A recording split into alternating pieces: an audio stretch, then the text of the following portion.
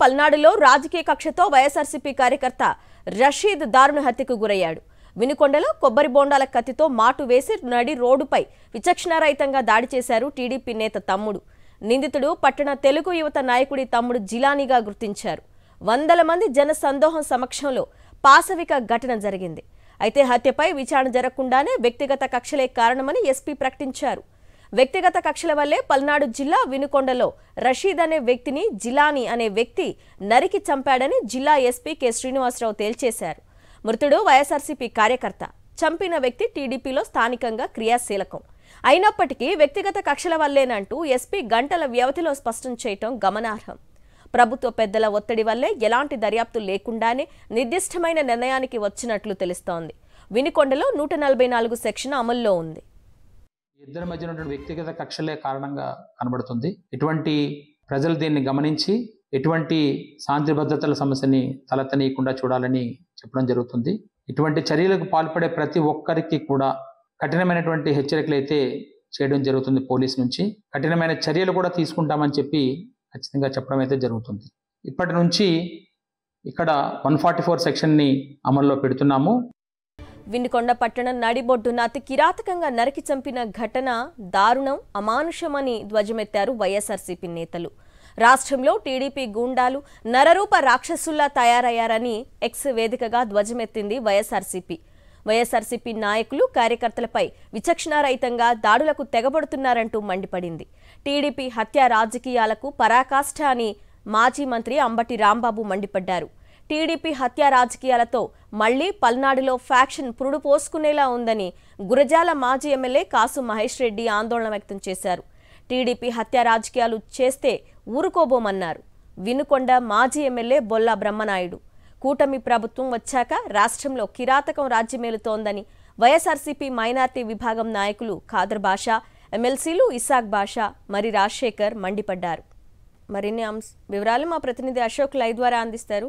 అశోక్, ఒక విచారణ అనేది పూర్తిగా కంప్లీట్ రాకుండానే ఇది పాత కక్షలే అని ఎలా స్టేట్మెంట్ ఇస్తారు? ఏ ఆధారంగా ఇచ్చారు? పల్నాడులో ఇంకా వైఎస్ఆర్ కాంగ్రెస్ పార్టీ కార్యకర్తలను, నాయకులను టార్గెట్ చేసి తెలుగుదేశం నాయకులు, కార్యకర్తలు దాడులు కొనసాగిస్తూనే ఉన్నారు. ఏదైతే పోలింగ్ డేట్ ఉందో అప్పటి నుంచి విచక్షణ రహితంగా దాడులు చేస్తున్నారు. పెద్ద పెద్ద కర్రలు, కత్తులతో స్వైర విహారం చేస్తున్నారు. రాత్రి చూస్తే ఒక్కసారిగా వందలాది మంది చూస్తూ ఉండగా రషీద్ అనే వైఎస్ఆర్ కాంగ్రెస్ పార్టీ నాయకుడి పైన జిలానీ అనే తెలుగుదేశం నాయకుడు దాడి చేశాడు. పూర్తిగా రషీద్ వైఎస్ఆర్ కాంగ్రెస్ పార్టీలో వినుకొండలో చాలా యాక్టివ్గా ఉన్నారు.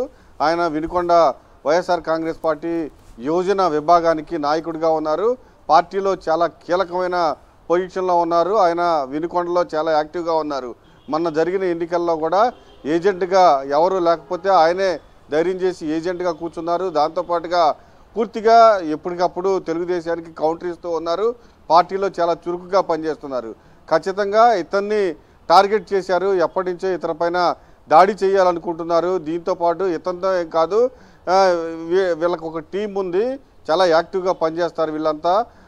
పట్టణ అధ్యక్షుడు ఖాన్తో పాటు వీళ్ళంతా ఒక టీమ్గా పట్టణంలో వైఎస్ఆర్ కాంగ్రెస్ పార్టీని బలోపేతంగా ముందుకు తీసుకువెళ్తున్నారు. ఈ నేపథ్యంలో పూర్తిగా ఇతని పైన టార్గెట్ చేయాలనే ఒక పథకాన్ని రచించినట్లు కూడా చాలా స్పష్టంగా మనకు అర్థమవుతుంది. ఎందుకంటే రాత్రి చెక్ పోస్ట్ దగ్గరకు రషీద్ అక్కడికి వెళ్ళాడు. కానీ అక్కడే మాటు వేసి ఉన్న జిలానీ ఒక్కసారిగా కత్తి తీసుకుని దాడి చేశారు. జిలానీతో పాటు మరొక ఇద్దరు కూడా ఉన్నారంటూ అక్కడ ప్రచారం జరుగుతుంది వినుకొండలో. ఒక్కసారిగా మాటు వేసి అతను వచ్చే సమయంలో ఒక్కసారిగా కత్తితో అతని పైన, రషీద్ పైన దాడి చేశారంటే పక్కా ప్లాన్తో ఈ దాడి జరిగిందని చాలా స్పష్టంగా అర్థమవుతుంది.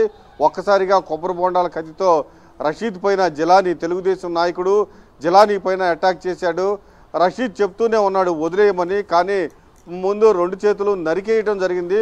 తర్వాత కత్తితో తలపైన నరకటంతో పూర్తిగా అక్కడికక్కడే పడిపోయిన పరిస్థితి. హాస్పిటల్కి తీసుకువెళ్తూ ఉండగా పూర్తిగా మార్గ మధ్యంలోనే చనిపోయాడు రషీద్ అని అతని కుటుంబ సభ్యులు చెప్తూ ఉన్నారు. దీంతో ఒక్కసారిగా పల్నాడు జిల్లా ఉలిక్కిపడింది. అయితే అర్ధరాత్రి 12 గంటలకి పల్నాడు జిల్లా ఎస్పీ ప్రెస్ మీట్ నిర్వహించారు. ఖచ్చితంగా అర్ధరాత్రి 12 గంటలకి పల్నాడు జిల్లా ఎస్పీ ప్రెస్ మీట్ నిర్వహించి ఇది పాత కక్షల నేపథ్యంలోనే ఈ దారుణమైన ఘటన జరిగింది అని చెప్పడం జరిగింది.